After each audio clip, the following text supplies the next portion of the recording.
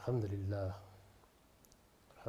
رب العالمین والصلاة والسلام علی محمد الامین اعوذ باللہ من الشیطان الرجیم بسم اللہ الرحمن الرحیم۔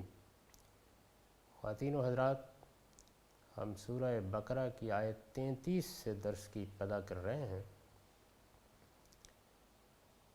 تخلیق آدم کا قصہ زیر بحث ہے۔ اس سے پیچھے یہ بیان ہوا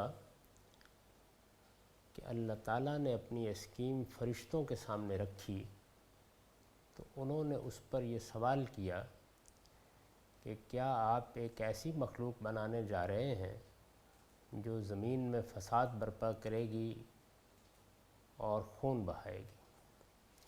میں یہ عرض کر چکا کہ یہ سوال لفظ خلیفہ سے پیدا ہوا۔ لفظ خلیفہ یہاں صاحب اقتدار کے معنی میں، زمین کے بادشاہ کے معنی میں استعمال ہوا ہے۔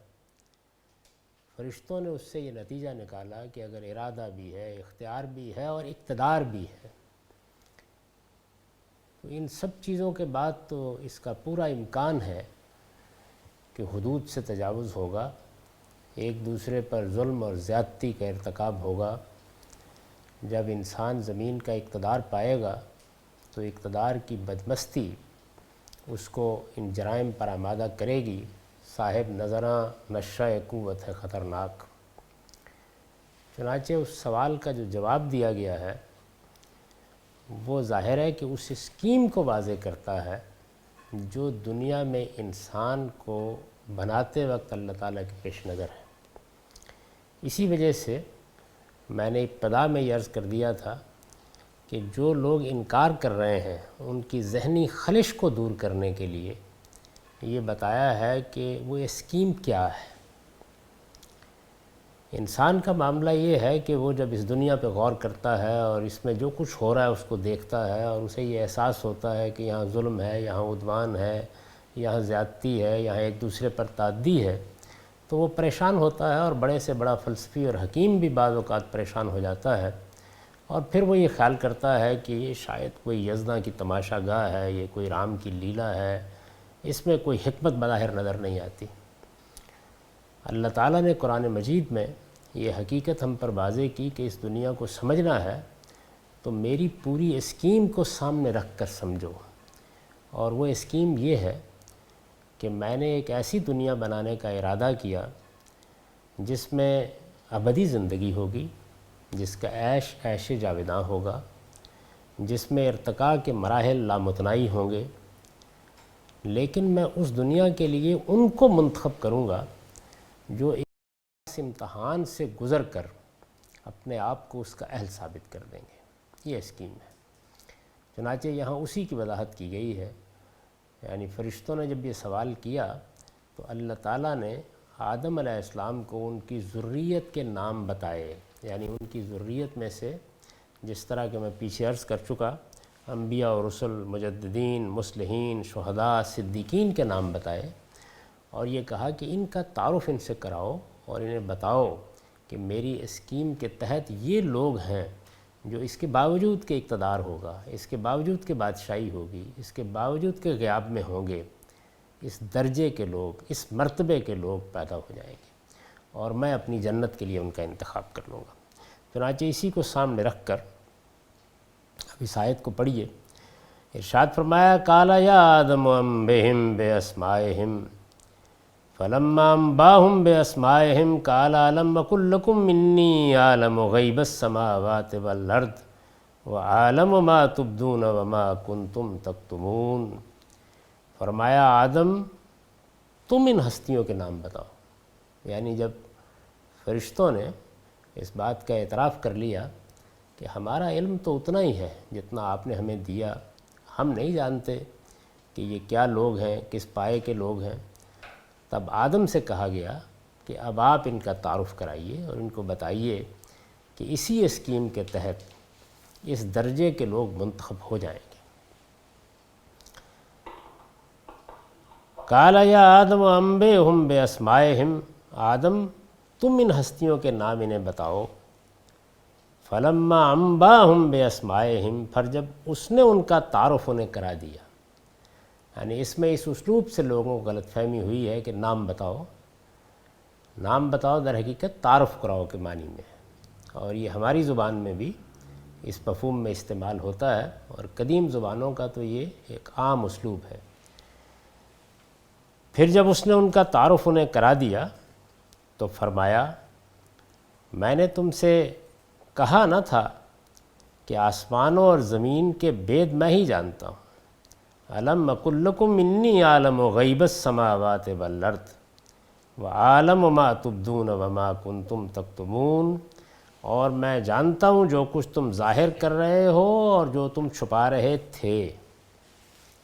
اب ظاہر ہے کہ اس میں بہت سی چیزیں وضاحت طلب ہیں، چنانچہ یہ جو فرمایا کہ آسمانوں اور زمین کے بید میں ہی جانتا ہوں، اس پر میں نے لکھا ہے آدم کی تخلیق اور اسے زمین کی بادشاہی عطا کرنے کا جو بید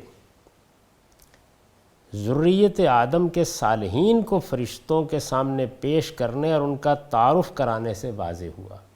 یعنی کیا کیا گیا؟ ذریت آدم کے صالحین فرشتوں کے سامنے پیش کر دیے گئے، فرشتوں سے کہا گیا کہ یہ بتائیے یہ کون لوگ ہیں۔ یعنی اعتراض یہی تھا کہ اگر زمین کا اقتدار دیا جائے گا تو اس کے نتیجے میں فساد برپا ہوگا، خون بہایا جائے گا، تو انبیاء اور رسل، مجددین، مصلحین، شہداء اور صالحین کو پیش کر کے یہ پوچھا گیا کہ یہ فرمائیے کہ اگر آپ کا یہ خیال درست ہے تو یہ کون لوگ ہیں؟ جب انہوں نے اعتراف عجز کر لیا تو پھر آدم سے کہا گیا، جن کو پہلے ہی یہ تعارف کرا دیا گیا تھا، کہ اب آپ بتائیے، ان کو بتائیے۔ چنانچہ جب یہ سب ہوا اور یہ معلوم ہو گیا کہ خدا کی اس اسکیم کے تحت اس درجے کے لوگ ذریت آدم میں پیدا ہو جائیں گے، اس امتحان کے باوجود اس درجے اور اس مرتبے کے لوگ منتخب کر لیے جائیں گے، جب یہ واضح ہو گیا تو گویا وہ بھید کھل گیا، اور وہ کیا تھا؟ آدم کی تخلیق اور اسے زمین کی بادشاہی عطا کرنے کا جو بھید ذریت آدم کے صالحین کو فرشتوں کے سامنے پیش کرنے اور ان کا تعارف کرانے سے واضح ہوا، وہ یہ تھا، وہ بھید یہ تھا کہ اللہ تعالیٰ اپنی جنت کے لیے ان لوگوں کا انتخاب کرنا چاہتے ہیں جو اس اقتدار کے باوجود، یعنی وہ خلافت جس کی وجہ سے فرشتوں نے سوال کیا تھا، جو اس اقتدار کے باوجود ان کی اطاعت پر قائم رہے۔ یعنی ایک تو چیز یہ ہے کہ حضوری ہے، براہ راست نگرانی ہے، ہر وقت دیکھا جا رہا ہے، کسی کی مجال نہیں ہے کہ انحراف کرے، اگر کرتا ہے تو فوراً ٹوک دیا جاتا ہے۔ اگر یہ صورتحال ہے تو ظاہر ہے کہ پھر امتحان نہیں برپا ہو سکتا۔ اللہ تعالیٰ نے آدم کو زمین کا اقتدار دے دیا، اقتدار دے دیا کا مطلب یہ ہے کہ مداخلت نہیں ہوگی، کچھ قوانین بنا دیے گئے ہیں، ان کے دائرے میں رہتے ہوئے زندگی بسر کیجیے، اپنے فیصلے خود کیجیے، ہدایت دی جائے گی، رہنمائی کی جائے گی، مقصد بتایا جائے گا، منزل متعین کر دی جائے گی، لیکن روز روز کی مداخلت نہیں ہوگی۔ جب یہ اصول بتا دیا گیا اور غیاب میں بھی ڈال دیا گیا، یعنی حقائق نظر نہیں آ رہے، آنسوئے افلاک کیا ہو رہا ہے یہ واضح نہیں ہے، اللہ تعالیٰ کے معاملے میں آثار سب واضح ہیں، لیکن بہرحال ذات خداوندی کو دیکھا نہیں جا سکتا، حضوری کی وہ صورت بھی نہیں ہے جو فرشتوں کو یا مثال کے طور پر بعض معاملات میں جنات کو بھی حاصل ہے۔ یہ صورتحال ہے جس میں اگر اقتدار ہے اور اس اقتدار کو کوئی شخص غلط استعمال نہیں کرتا، یعنی پھر بھی اطاعت پر قائم رہتا ہے، تو یہ معمولی بات نہیں ہے۔ یہ پہلو ہے جو اللہ تعالیٰ نے فرشتوں کے سامنے واضح فرمایا ہے۔ وہ بھید یہ تھا کہ اللہ تعالیٰ اپنی جنت کے لیے ان لوگوں کا انتخاب کرنا چاہتے ہیں جو اس اقتدار کے باوجود ان کی اطاعت پر قائم رہیں۔ یہ مقصد ظاہر ہے کہ اس وقت تک حاصل نہیں ہو سکتا تھا جب تک اطاعت کے مقابلے میں سرکشی کو گوارا نہ کیا جائے، یعنی پھر صبر کرنا پڑے گا، دیکھنا پڑے گا۔ اگر اقتدار دیا ہے اور پیش نظر یہ ہے کہ یہ دیکھا جائے کہ کون اقتدار کے باوجود اطاعت پر قائم رہتا ہے، صحیح رویہ اختیار کرتا ہے، اپنی فطرت کے تقاضوں کے مطابق عمل کرتا ہے، علم اور بصیرت کی روشنی میں فیصلے کرتا ہے، اپنی باغ خواہشات کے ہاتھ میں نہیں دیتا، اگر یہ دیکھنا مقصود ہے تو پھر سرکشی بھی ہوگی، یعنی ایسا تو نہیں ہوگا کہ سب کے سب لوگ اطاعت پر آ جائیں، سرکشی ہوگی، سرکشی کو پھر گوارا کیا جائے گا۔ یعنی گویا جواب یہ ہوا کہ یہ بات تو بالکل درست ہے کہ فساد ہوگا اور خون بہے گا، سرکشی پر لوگ اتریں گے اور ان کو اس کا موقع دینا پڑے گا کہ براہ راست مداخلت کر کے ان کو نہ روکا جائے۔ یہ ہوگا، یہ اس امتحان، اس اسکیم کا لازمی تقاضا ہے، لیکن اس کے بغیر جو کچھ پیش نظر ہے وہ حاصل نہیں ہو سکتا۔ اور وہ پیش نظر کیا ہے؟ وہ پیش نظر یہ ہے کہ اقتدار کے باوجود اطاعت پر کون قائم رہتا ہے۔ یہ مقصد ظاہر ہے کہ اس وقت تک حاصل نہیں ہو سکتا تھا جب تک اطاعت کے مقابلے میں سرکشی کو گوارا نہ کیا جائے۔ اس لیے اللہ تعالیٰ نے یہ جاننے کے باوجود کہ فساد برپا ہوگا، آدم کو بنانے اور زمین کی بادشاہی عطا کرنے کا فیصلہ فرمایا۔ یعنی یہ بات کہ فساد ہوگا یہ فرشتوں نے بھی بتا دی، اللہ تعالیٰ پہلے سے جانتے تھے، لیکن اس کے باوجود انہوں نے یہ فیصلہ کیا کہ میں آدم کو بناؤں گا اور زمین کا اقتدار دوں گا اور ارادہ و اختیار دے کر بھیجوں گا اور خود غیاب میں رہوں گا۔ یہ اس کے باوجود انہوں نے فیصلہ فرمایا، تو یہ اس لیے فرمایا کہ اس اسکیم کے تحت اس کے بغیر اطاعت کا امتحان نہیں ہو سکتا تھا، اور فرشتوں کو بتا دیا کہ یہ اسکیم ہرگز ناکام نہ ہوگی۔ یعنی اس وقت کیا کیا گیا ہے؟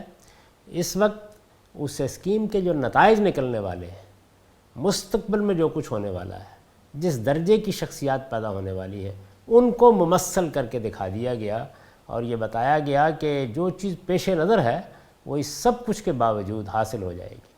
یعنی اتنے فساد کے باوجود، اس قدر انحرافات کے باوجود، یہ غیاب، یہ اقتدار، یہ سب کچھ ہوگا، لیکن اس اسکیم میں جو چیز پیش نظر ہے وہ بہرحال حاصل ہو جائے گی، اور وہ یہ ہے کہ خدا کے اذن سے صالحین کی ایک بڑی جماعت جنت الفردوس کے لیے منتخب ہو جائے گی۔ یعنی اللہ تعالیٰ نے اپنی جنت کو آباد کرنے کے لیے جن لوگوں کا انتخاب کرنا ہے وہ اس سب کچھ کے باوجود ہو جائے گا۔ یہ جواب دیا ہے فرشتوں کے اعتراض کا۔ قال الم اقل لکم انی اعلم غیب السماوات والارض، میں نے تم سے کہا نہ تھا کہ آسمانوں اور زمین کے بھید میں ہی جانتا ہوں۔ یعنی یہ بات مجھ پر واضح ہے، میں اپنے علم سے جانتا ہوں کہ یہ اسکیم کامیاب ہو جائے گی۔ تمہاری نگاہ اس کے ایک پہلو پر تھی، میں اس کے دوسرے پہلو سے بھی واقف ہوں۔ میں نے یہ گوارا کیا ہے کہ سرکشی ہوگی، انحراف ہوگا، اقتدار کو پا کر اس کا غلط استعمال کیا جائے گا، میں نے یہ گوارا کیا ہے، لیکن یہ نتیجہ نکلے گا یہ میں تمہیں آج بتا رہا ہوں، اور یہ نکل کر رہے گا۔ مزید یہ فرمایا تھا کہ اور میں جانتا ہوں جو کچھ تم ظاہر کر رہے ہو۔ فرشتے کیا ظاہر کر رہے تھے؟ یعنی اپنے اور بنی آدم کے وہ اوصاف جو فرشتوں نے بیان کر دیے تھے۔ اس پر میں نے لکھا ہے کہ فرشتے بظاہر کیا کہہ رہے تھے؟ وہ یہ کہہ رہے تھے کہ آدم کو اگر اقتدار دیا گیا تو اس کے نتیجے میں یہ ہوگا، یہ تو وہ ظاہر کر رہے تھے، یہ انہوں نے الفاظ میں کہہ دیا۔ اپنے بارے میں بھی انہوں نے ایک بات کہی تھی، اور وہ بات یہ تھی کہ ہم تو عبادت کر رہے ہیں، تسبیح و تقدیس میں مصروف ہیں، ہم سے کسی فساد کا ظہور نہیں ہوا، زمین کا نظم و نسق ہم چلا رہے ہیں اور نہایت خیر خوبی کے ساتھ چلا رہے ہیں، آپ کے احکام کی تنفیذ ہو رہی ہے، جو مخلوقات یہاں پیدا کرنی ہیں وہ ہزاروں سال میں اسی طرح پیدا ہوتی ہیں، ان کے معاملات سے متعلق اگر کوئی ذمہ داری ہمیں دی جاتی ہے تو ہم ادا کرتے ہیں، اور کوئی فساد زمین پر نہیں ہے، وہ ہم نے پیدا نہیں ہونے دیا۔ ہمارا معاملہ یہ ہے کہ ہم تو تسبیح و تقدیس اور عبادت میں مصروف رہتے ہیں، اور ادنا درجے میں بھی کوئی کجی ہمارے ہاں وجود پذیر نہیں ہوتی۔ یہ دو باتیں انہوں نے کہہ دی تھی، یعنی یہ بھی کہہ دیا تھا، یہ ظاہر ہے، یہ جو فرمایا ہے اس آیت میں کہ وَعَالَمُ مَا تُبْدُونَ، اور میں جانتا ہوں جو کچھ تم ظاہر کر رہے ہو، یعنی تم جو بات کہہ رہے ہو وہ بھی مجھ پر بالکل واضح ہے۔ اور دوسرا پہلو کیا ہے؟ دوسرا پہلو یہ تھا کہ وَمَا كُنْتُمْ تَكْتُمُونَ، اور جو تم چھپا رہے تھے وہ چیز کیا ہے؟ اس پر میں نے لکھا ہے، یعنی فرشتوں کا وہ مدعا جس کے بارے میں ہم نے اوپر بیان کیا ہے کہ ادب تقاضے سے اسے زبان پر نہیں لائے تھے، یعنی انہوں نے یہ بات الفاظ میں نہیں کہی لیکن ما فی الضمیر موجود تھی، اور وہ بات یہ تھی کہ آپ یہ اسکیم روبہ عمل نہ کریں، اس طرح کی صاحب اقتدار مخلوق نہ بنائیں، اور جس طرح ہم زمین کا نظم و نسق چلا رہے ہیں اس کو اسی طرح جاری رہنے دیں۔ یہ اگر آپ دونوں جملوں کو دیکھیں گے، یعنی جب کوئی شخص یہ کہتا ہے کہ ہم تو یہ کر رہے ہیں اور جو آپ کے پیش نظر تقرر ہے اس کا نتیجہ یہ نکلے گا، تو اصل میں اس کے باطن کو ان الفاظ سے صاف سمجھا جا سکتا ہے۔ یہ باطن ہے جس کی طرف اللہ تعالیٰ نے اشارہ فرمایا اور یہ کہا کہ میں اس چیز سے بھی واقف تھا جو تم ظاہر کر رہے تھے، اور میں یہ بھی جانتا تھا کہ اصل میں تم کیا کہنا چاہتے ہو۔ تو اس میں تو کوئی شک نہیں ہے کہ تم تسبیح و تقدیس میں مصروف ہو، اس میں بھی کوئی شک نہیں ہے کہ کائنات کے نظم میں تم نے کوئی اختلال پیدا نہیں کیا، یہ ساری باتیں اپنی جگہ، لیکن میری اسکیم دوسری ہے، اور وہ اسکیم یہ ہے کہ میں اب ایک ایسی مخلوق بنانے والا ہوں جو اپنا استحقاق خود ثابت کرے، اور اس سے میں اپنی جنت کو آباد کرنے کا فیصلہ کر چکا ہوں، یہ فرمایا۔ ارشاد ہوا وَإِذْ قُلْنَا لِلْمَلَائِكَةِ اسْجُدُوا لِآدَمَ فَسَجَدُوا إِلَّا إِبْلِيسَ أَبَىٰ وَاسْتَكْبَرَ وَكَانَ مِنَ الْكَافِرِينَ۔ اب ہماری اس اسکیم میں انسان کے امتحان کو سمجھنے کے لیے وہ واقعہ بھی انہیں سناؤ، یعنی یہ تو پہلو یہ تھا کہ یہ اسکیم ہے کیا، اب ایک دوسرے پہلو کے لیے ایک دوسرا واقعہ سنایا۔ وہ پہلو کیا ہے؟ وہ پہلو یہ ہے کہ انسان کو جو امتحان یہاں درپیش ہوگا، یعنی جب یہ دنیا بنائی اس مقصد کے لیے جا رہی ہے تو امتحان کی نوعیت کیا ہے، یہ دونوں باتیں سمجھانے کی ضرورت ہے۔ اگر آپ دین کے فلسفے کے لحاظ سے دیکھیں تو ساری گمراہیاں اور سارے انحرافات ان دو باتوں کو نہ سمجھنے کی وجہ سے پیدا ہوتے ہیں۔ یعنی انسان اللہ تعالیٰ کی اس اسکیم کو یا تو سمجھتا نہیں ہے، یا سمجھنا چاہتا نہیں، یا اگر کسی حد تک سمجھتا ہے تو اس کے مضمرات کا صحیح ادراک نہیں کر پاتا، چنانچہ وہ تمام تر انحرافات پیدا ہو جاتے ہیں جو فلسفے اور حکمت کی سطح پر بھی سامنے آتے ہیں اور علم و عمل کی سطح پر بھی سامنے آتے ہیں۔ یعنی انسان پر یہ واضح نہیں ہوتا کہ دنیا ہے کیا، پھر کیا چیز بنائی گئی ہے۔ غریب ہے، امیر ہے، مر رہے ہیں، جی رہے ہیں، کچھ لوگ ہیں جن کے پاس حسن ہے، اقتدار ہے، علم ہے، دولت ہے، اور معلوم نہیں اور کیا کیا کچھ ہے، وہ دنیا میں ہر شخص کا استحصال کرنے کے لیے آمادہ ہیں۔ ایک عجیب کشمکش ہے جو ہم برپا کر دی گئی ہے، ایک چیز کو درست کیجئے تو دوسری خراب ہو جاتی ہے، یہ کیا دنیا ہے، یعنی بظاہر یہ محسوس ہوتا ہے۔ اب اگر یہ اسکیم واضح نہیں ہے کہ بنانے والے کے پیش نظر کیا ہے، تو پھر اگر دنیا کو آپ موت پر ختم کر دیں گے تو کوئی شبہ نہیں ہے کہ یہی مانا جائے گا اور یہی کہا جائے گا کہ رام کی لیلا ہے، یہی مانا جائے گا کہ یہ رومیوں کا تھیٹر ہے، اس کے سوا کچھ نہیں ہے، تماشا دیکھا جا رہا ہے۔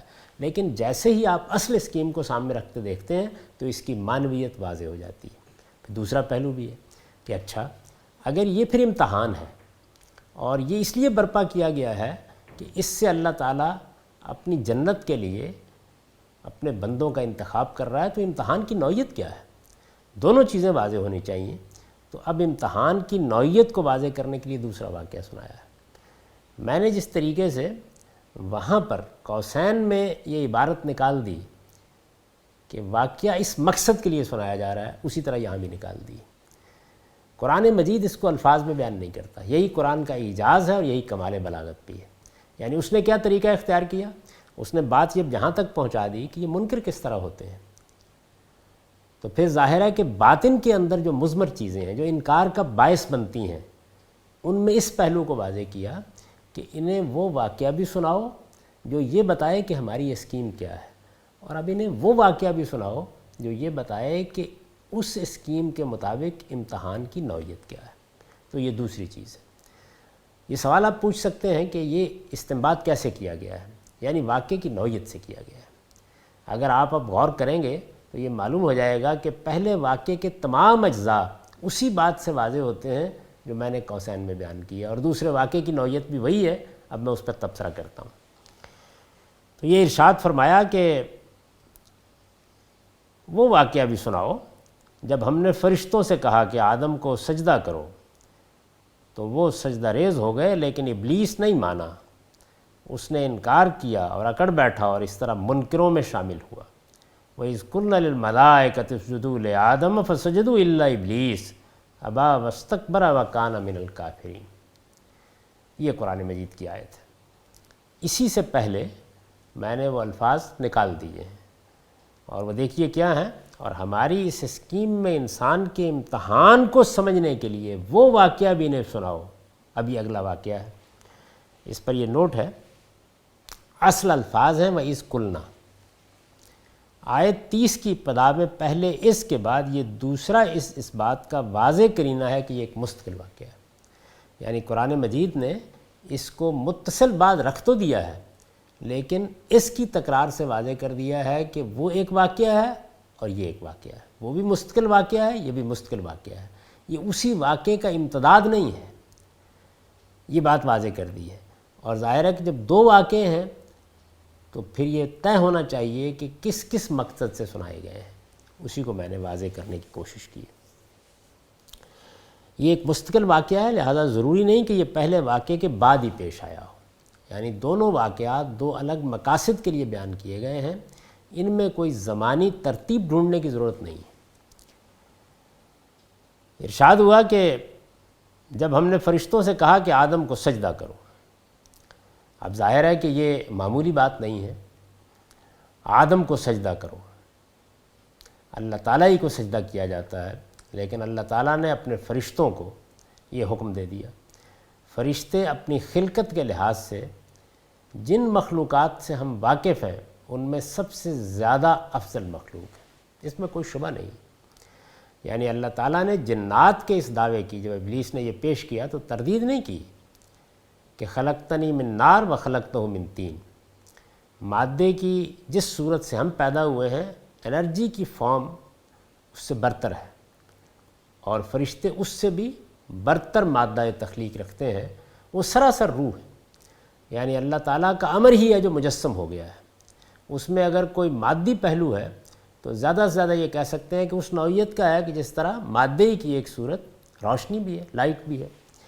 تو یہ محض تفہیم مدعا کے لیے ہے، یعنی اصل حقیقت سے ہم واقف نہیں ہیں۔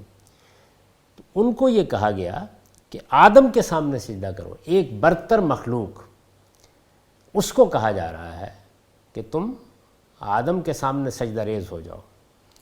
اس پر البیان کا نوٹ یہ ہے کہ یہ سجدہ تعظیم کے لیے تھا، یعنی سجدے کی دو صورتیں ہوتی ہیں، ایک یہ ہے کہ ہم کسی کو معبود سمجھ کر اس کے سامنے اپنی پیشانی رکھ دیتے ہیں، یعنی معبود سمجھ کر پیشانی رکھنا یہ پرستش کے جذبے کا ظہور ہے، اور یہ عبادت کے لیے سجدہ کیا جاتا ہے جیسے ہم نماز میں کرتے ہیں۔ اللہ تعالیٰ کو ظاہر ہے کہ سجدہ اسی پہلو سے ہوتا ہے۔ ایک دوسری چیز یہ ہے کہ ہم اپنا سر کسی کی عظمت کا اعتراف کرتے ہوئے اس کے سامنے جھکا دیتے ہیں، تو تعظیم کا سجدہ جس کا مثال کے طور پر ذکر سیدنا یوسف کے معاملے میں بھی ہوا ہے، یہ سورہ یوسف میں ہم دیکھیں گے، تو یہ تعظیم کا سجدہ ہے، یہ سجدہ تعظیم کے لیے تھا اور اللہ تعالیٰ کے حکم سے ہوا۔ اب تعظیم کے سجدے میں بھی ایک طرح کی مشابہت پیدا ہوتی ہے سجدہ عبادت کے ساتھ، اس وجہ سے اس نوعیت کی ہر چیز روک دی گئی ہے۔ سد ذریعہ کے طور پر تعظیم کا سجدہ بھی ہمارے ہاں روا نہیں رکھا گیا، لیکن اس وقت یہ اللہ تعالیٰ نے کرنے کے لیے کہا تو اللہ کے براہ راست حکم سے ہوا۔ اللہ تعالیٰ کے براہ راست حکم سے اس کی کسی مخلوق کے سامنے سجدہ ریز ہونا اصل میں اللہ ہی کے سامنے سجدہ ریز ہونا ہے، اس وجہ سے اس میں کوئی اشکال نہیں ہے۔ یہ سجدہ تعظیم کے لیے تھا اور اللہ تعالیٰ کے حکم سے ہوا، اس لیے اس میں شرک کا کوئی پہلو نہیں ہے۔ یعنی پہلی چیز یہ کہ سجدہ عبادت نہیں تھا، دوسرے یہ کہ اس کا حکم براہ راست اس نے دیا جس نے شرک کو ممنوع قرار دیا ہے، تو اس وجہ سے اس میں کوئی شائبہ شرک کا پیدا نہیں ہوتا۔ اللہ تعالیٰ نے فرشتوں کی اطاعت کا یہ امتحان جس وجہ سے لیا، یہ میں نے وجہ بیان کی ہے، یعنی سجدہ کیوں کرایا گیا؟ فرشتوں کی اطاعت کا امتحان لینے کے لیے، یعنی جو اصلی مقصود ہے وہ یہ ہے۔ یہ آدم کو بتایا جا رہا ہے کہ ایک برتر مخلوق کو خدا حکم دے رہا ہے، اس کا خالق حکم دے رہا ہے کہ وہ اپنے سے فروتر ایک مخلوق کے سامنے سجدہ ریز ہو جائے، تو ظاہر ہے کہ یہ معمولی امتحان نہیں ہے۔ ابلیس نے جو معارضہ کیا اس سے واضح ہو جاتا ہے کہ امتحان کا پہلو یہی تھا، یعنی یہ دیکھنا مقصود تھا کہ انانیت آڑے آتی ہے یا حقیقت کا اعتراف کر کے اور یہ سمجھ کر کہ حکم دینے والا کون ہے؟ عالم کا پروردگار، وہی جس نے آدم کو مٹی سے بنایا ہے مجھ کو آگ سے بنایا ہے اور فلاں کو نور سے بنایا ہے، یا سراسر روح کو مجسم کر دیا ہے۔ تو اپنی برتری کے زوم میں مبتلا ہونے کے بجائے یہ حکم کہاں سے صادر ہوا ہے، یہ فرمان کس کا ہے، اس کو سامنے رکھا جائے۔ اللہ تعالیٰ نے فرشتوں کی اطاعت کا یہ امتحان جس وجہ سے لیا وہ یہ تھی کہ اولاً آدم پر واضح ہو جائے کہ اصلی سرفرازی نور یا نار سے پیدا ہونے میں نہیں ہے، بلکہ اللہ تعالیٰ کی اطاعت اور فرما برداری میں۔ یہی چیز ہے نا جس کو پھر ہمارے ہاں واضح کیا گیا کہ رنگ، نسل، دولت، اقتدار اور قوت کے لحاظ سے انسانوں کے مابین برتری ایک بدیہی چیز ہے۔ ہم جانتے ہیں بہت سے لوگ حسن کا شاہکار ہوتے ہیں، عورتوں میں بھی مردوں میں بھی۔ بہت سے لوگ ہیں جن کو اللہ تعالیٰ بے پناہ دولت دیتا ہے، شمار نہیں کر سکتے۔ اس وقت بھی دنیا میں دیکھ لیجیے، اقتدار، دنیا میں بڑی بڑی سلطنتیں عام لوگوں نے قائم کی۔ اس وقت بھی جو دنیا میں بڑی سلطنتیں قائم ہیں اور جو دنیا پر حکومت کر رہی ہیں، ان کو چلانے والوں کی نفسیات کیا ہوگی اس کا اندازہ کیا جا سکتا ہے۔ یعنی امریکہ کا صدر جب رات کو بستر پر لیٹتا ہوگا اور یہ اندازہ کرتا ہوگا کہ کیا طاقت اللہ تعالیٰ نے دی ہے، تو اندازہ کیا جا سکتا ہے کہ اس کے کیا جذبات و احساسات ہو سکتے ہیں۔ تو یہ سب چیزیں تو دنیا میں موجود ہیں، یعنی یہ برتری موجود ہے۔ اس برتری کو کیا اللہ نے سرفرازی بنا دیا ہے؟ یہ بتایا گیا ہے کہ یہ امتحان کے لیے دی گئی برتری ہے۔ اصل سرفرازی کیا ہے؟ اللہ کی اطاعت، فرما برداری اور اس کے حدود کی رعایت میں۔ یہی چیز ہے جس طرح کہ میں نے عرض کیا، جس کو ان اکرمکم عند اللہ اتقاکم میں واضح کیا ہے۔ یہی چیز ہے جس کو بنیاد بنا کے رسالت میں آپ صلی اللہ علیہ وسلم نے وہ اعلان کیا تھا کہ کسی عربی کو کسی عجمی پر اور کسی عجمی کو کسی عربی پر کوئی فضیلت نہیں ہے۔ اس دین میں فضیلت کی بنیاد صرف تقوی ہے، حدود آشنائی ہے، اللہ کی اطاعت۔ وہ یہ تھی کہ اولاً آدم پر واضح کیا جائے کہ اصلی سرفرازی نور یا نار سے پیدا ہونے میں نہیں ہے، بلکہ اللہ تعالیٰ کی اطاعت اور فرما برداری میں ہے۔ لہٰذا اسے بھی اپنی انانیت کو ایک طرف رکھ کر ہمیشہ حق کے سامنے سر تسلیم کر دینا چاہیے۔ یعنی امتحان کیا ہے؟ اللہ تعالیٰ جس امتحان سے ہمیں گزار رہے ہیں اس میں سب سے پہلی چیز انانیت کے بت کو توڑنا ہے۔ اور یہ دیکھ لیجئے کہ علم و عمل دونوں میں ہر موقع پر انسان کو یہ چیز پیش آتی ہے۔ سب سے بڑا امتحان یہی ہوتا ہے۔ انسان کے اندر اپنی ذات کا ایک شعور دیا گیا ہے، اس سے انانیت کا ایک احساس پیدا ہوتا ہے، اور پھر یک بیک کوئی حق سامنے آ جاتا ہے۔ اس وقت یہ معلوم کرنا ہوتا ہے کہ انسان انانیت کے بت کی پرستش کرے گا یا اپنا سر حق کے سامنے جھکا دے گا۔ یہی صورتحال اس وقت فرشتوں کے ذریعے سے واضح کی گئی۔ لہٰذا اسے بھی اپنی انانیت کو ایک طرف رکھ کر ہمیشہ حق کے سامنے سر تسلیم خم کر دینا چاہیے۔ یہ پہلی چیز تھی جو آدم پہ واضح کی جائے۔ ثانیاً وہ یہ سمجھ لے کہ اسے جب اللہ تعالیٰ نے یہ درجہ دیا ہے کہ فرشتوں نے اس کو سجدہ کیا، تو یہ بات کسی طرح اس کے شایان شان نہیں ہے کہ وہ کسی برتر سے برتر مخلوق کو بھی خدا کا شریک سمجھ کر اس کی پرستش کرے۔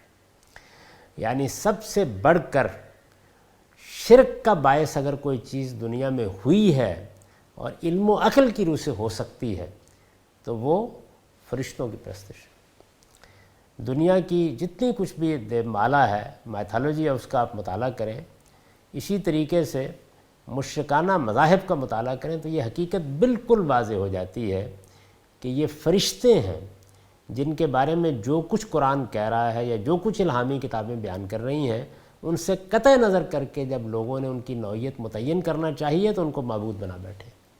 ایک برتر مخلوق جو ایک جانب لامکاں سے اتصال رکھتی ہے، دوسری جانب ہم تک خدا کے پیغامات پہنچاتی ہے، جس کے بارے میں یہ بات ابتدا سے ظاہر ہے کہ انسان کو بتا دی گئی ہوگی کہ عالم کے نظم و نسق کو بھی بہت سی صورتوں میں اس کے سپرد کیا گیا ہے۔ ان سب چیزوں سے جب انسان واقف ہوتا ہے تو وہ پھر یہ سمجھتا ہے کہ یہ فرشتے تو خدا کے بہت چہیتے ہوں گے، ان کو بڑی برتری حاصل ہے، یہ آسمان پر بھی جاتے ہیں، یہ زمین سے بھی اتصال رکھتے ہیں۔ تو یہ چیز ایک برتری کا جو تصور ان کے بارے میں پیدا کرتی ہے، اس کو پہلے دن توڑ دیا گیا۔ یہ بتایا گیا کہ یہ اللہ کی مخلوق ہے، اس کے سوا کچھ نہیں ہے، اور یہ دیکھو یہ چونکہ مخلوق ہے، ان کی کوئی غیر معمولی حیثیت نہیں ہے، یہ ساری برتری کے باوجود ہم ان کو حکم دے رہے ہیں کہ ایک اپنے سے فروتر مخلوق کے سامنے اپنا سر جھکا دو، اور یہ دیکھ لو کہ انہوں نے سر جھکا دیا۔ تو یہ پہلو ہے جس کو میں نے یہاں واضح کیا ہے۔ ثانیاً وہ یہ سمجھ لے کہ اسے جب اللہ تعالیٰ نے یہ درجہ دیا ہے کہ فرشتوں نے اس کو سجدہ کیا، یعنی ایک برتر مخلوق جس کے بارے میں انسان اس غلط فہمی میں مبتلا ہو سکتا تھا، جن کو اللہ تعالیٰ کا شریک سمجھا جا سکتا تھا، چنانچہ مشرکین عرب نے یہی کیا، یعنی انہوں نے فرشتوں کو خدا کی بیٹیاں بنایا اور پھر ان کی پرستش شروع کر دی۔ اور اس سے یہ بھی معلوم ہوتا ہے کہ جو ثانوی چیزیں وجود پذیر ہوئی ہیں، جیسے حضرت مسیح کے بارے میں غلط تصورات یا سیدہ مریم کے بارے میں غلط تصورات، ان سے زیادہ فطری بنیاد ہے جس پر مشرکین عرب کھڑے تھے۔ اور اگر آپ باقی اقوام کی، جیسے مصریوں کی، جیسے ہندوؤں کی، جیسے یونانیوں کی میتھالوجی دیکھیں تو یہ حقیقت ہے کہ صرف نام بدلے ہوئے ہیں، اصل میں اسی طرح کی کوئی مخلوق ہے جس کے مختلف تصورات ہیں جن سے وہ مذاہب پیدا ہو گئے ہیں، یا وہ تصورات پیدا ہو گئے ہیں جن پر شرک کے سارے مذہب کی بنیاد رکھی گئی ہے۔ تو یہ چیز ہے کہ جس کو پہلے دن توڑ دیا گیا، فرشتوں نے اس کا سجدہ کیا، تو یہ بات کسی طرح اس کے شائن شان نہیں ہے، کسی برتر سے برتر مخلوق کو بھی خدا کا شریک سمجھ کر اس کی پرستش کرے۔ بندگی اور پرستش اللہ تعالیٰ ہی کا حق ہے، وہ اگر اس حق میں کسی کو شریک کرتا ہے تو صرف اللہ تعالیٰ کی اہانت نہیں کرتا بلکہ خود اپنی بھی اہانت کرتا ہے۔ یعنی اللہ تعالیٰ نے اس کے سامنے اس حقیقت کا مظاہرہ کرا دیا تھا۔ یہ دیکھ لیجئے کہ جہاں سے شرک سب سے بڑھ کر پیدا ہونے کا امکان ہے، باقی چیزیں تو کوئی بڑی حیثیت نہیں رکھتی، سورج ہے، چاند ہے، ستارے ہیں، انسان نے ان کو بھی پوجا ہے، لیکن یہ فرشتوں کے مقابلے میں کوئی حیثیت نہیں رکھتے۔ فرشتے تو بہرحال ایک حقیقت ہے، یعنی وہ ایک مخلوق ہیں، برتر مخلوق ہیں، ذات خداوندی کے ساتھ ایک اتصال کے مقام پر ہیں، ہمارے ساتھ بھی ان کا ایک رابطہ ہے، اور انہوں نے پیغامات پہنچائے ہیں، اور جس طریقے سے جبریل امین کا قرآن مجید میں ذکر ہوتا ہے، اندازہ کیا جا سکتا ہے کہ ان کو بارگاہ خداوندی میں کیا حیثیت حاصل ہے، مطاعن سما امین۔ یہ ساری چیزیں تو حقیقت ہیں، یعنی یہ باقی جتنے تصورات ہیں وہ تو انسان کی غلط فہمیوں سے پیدا ہوئے ہیں۔ تو یہ سب سے بڑی چیز جو ہو سکتی تھی، جو شرک کی بنیاد بنتی، اس کو پہلے دن توڑ کر رکھ دیا گیا، اور یہ بتا دیا گیا کہ کوئی حیثیت نہیں ہے کسی کی بھی، بندگی اور پرستش اللہ تعالیٰ ہی کا حق ہے۔ وہ اگر اس حق میں کسی کو شریک کرتا ہے، یعنی انسان، تو صرف اللہ تعالیٰ کی اہانت نہیں کرتا بلکہ خود اپنی بھی اہانت کرتا ہے۔ تو اس طرح سے پہلی بات جو واضح کی گئی وہ یہ واضح کی گئی۔ ارشاد فرمایا کہ ہم نے فرشتوں سے کہا کہ آدم کو سجدہ کرو، تو وہ سجدہ ریز ہو گئے، لیکن ابلیس نہیں مانا۔ ابلیس، اس پر میں نے لکھا ہے، یہ ابلسا سے فیل کے وزن پر اس جن کا لقب ہے جس نے آدم کو سجدہ کرنے سے انکار کیا۔ یعنی نام تو غالباً وہی صحیح ہے جو قدیم الہامی صحیفوں میں آیا ہے، یعنی عزازیل، جیسے جبریل ہے، جیسے اسرافیل ہے، یا دوسرے فرشتوں کے نام ہیں، تو اس کا نام بھی عزازیل آیا ہے، لیکن یہ اس کا لقب ہے۔ یہ ابلسا سے فیل کے وزن پر اس جن کا لقب ہے جس نے آدم کو سجدہ کرنے سے انکار کیا۔ ابلسا کے معنی مایوس اور غمزدہ ہونے کے ہیں۔ بعض لوگ اسے فرشتہ سمجھتے ہیں، لیکن قرآن میں صراحت ہے کہ یہ جنات میں سے تھا، یعنی قرآن مجید نے دوسری جگہ واضح کر دیا ہے کہ یہ جنات میں سے تھا، اس نے سجدہ کرنے سے انکار کر دیا۔ فسجدوا الا ابلیس، عربی زبان کا ایک اسلوب یہ بھی ہے کہ بعض اوقات استثناء بتا دیتا ہے کہ پیچھے جو بات بیان کی گئی ہے اس میں اور لوگ بھی شامل تھے، تو یہاں استثناء نے بتا دیا کہ جب سجدے کا حکم دیا گیا تو یہ فرشتوں کو بھی دیا گیا اور جنات کو بھی دیا گیا، یعنی دونوں برتر مخلوقات کو دیا گیا، دونوں کو جھکا دیا گیا۔ اب یہ دیکھیے کہ جن اور جنوں کے بارے میں تصورات یہ بھی شرک کا باعث بنے ہیں اور فطری بنیاد رکھتے ہیں، اور یہی صورتحال فرشتوں کے بارے میں ہے۔ تو پہلے دن یہ حقیقت انسان پر واضح کر دی گئی تھی، لیکن یہ افسوس کی بات ہے کہ انسان نے پھر وہی کیا جس کا اندیشہ تھا، یعنی بجائے اس کے کہ وہ یہ سمجھتا کہ اس کائنات کا پروردگار ہے جس کے سامنے سجدہ ریز ہونا ہے، اور اگر کسی اور کے سامنے سر ڈالنا ہے تو اس کے حکم پر ڈالنا ہے، اور اصل چیز اس کی اطاعت اور اس کا تقوی ہے، اور اسی کی بنیاد کے اوپر ساری سرفرازی ہے، لیکن وہ اس کو نہیں جان سکا۔ تو ابلیس کے بارے میں یہ سمجھ لیجئے کہ یہ جنات میں سے تھا۔ ارشاد ہوا ابا واستکبر وکان من الکافرین، یعنی اس نے کیا کیا، وہ نہیں مانا، اکڑ بیٹھا، اس نے انکار کیا اور اس طرح منکروں میں شامل ہوا۔ اس پر میں نے لکھا ہے کہ اس سے معلوم ہوتا ہے کہ جنات کیونکہ اپنی خلقت کے لحاظ سے فرشتوں سے زیادہ دور نہیں ہیں، اس لیے انہیں جب سجدے کا حکم دیا گیا تو علی سبیل تغلیب جنات بھی اس حکم میں شامل تھے۔ استثناء سے یہ بات قرآن مجید نے واضح کر دی ہے، اور یہ عربی زبان کے اسالیب میں ایک معروف اسلوب ہے، اس میں کوئی غرابت نہیں ہونی چاہیے۔ اس کے بعد اب ان آیات کا ترجمہ سن لیجئے۔ ارشاد فرمایا ہے، فرمایا آدم تم ان ہستیوں کے نام انہیں بتاؤ۔ پھر جب اس نے ان کا تعارف انہیں کرا دیا تو فرمایا میں نے تم سے کہا نہ تھا کہ آسمانوں اور زمین کے بھید میں ہی جانتا ہوں، اور میں جانتا ہوں جو کچھ تم ظاہر کر رہے ہو اور جو تم چھپا رہے تھے۔ اور ہماری اس اسکیم میں انسان کے امتحان کو سمجھنے کے لیے وہ واقعہ بھی انہیں سناؤ جب ہم نے فرشتوں سے کہا کہ آدم کو سجدہ کرو تو وہ سجدہ ریز ہو گئے، لیکن ابلیس نہیں مانا، اس نے انکار کیا اور اکڑ بیٹھا اور اس طرح منکروں میں شامل ہوا۔ اقول قولی ھذا واستغفر اللہ لی ولکم ولسائر المؤمنین۔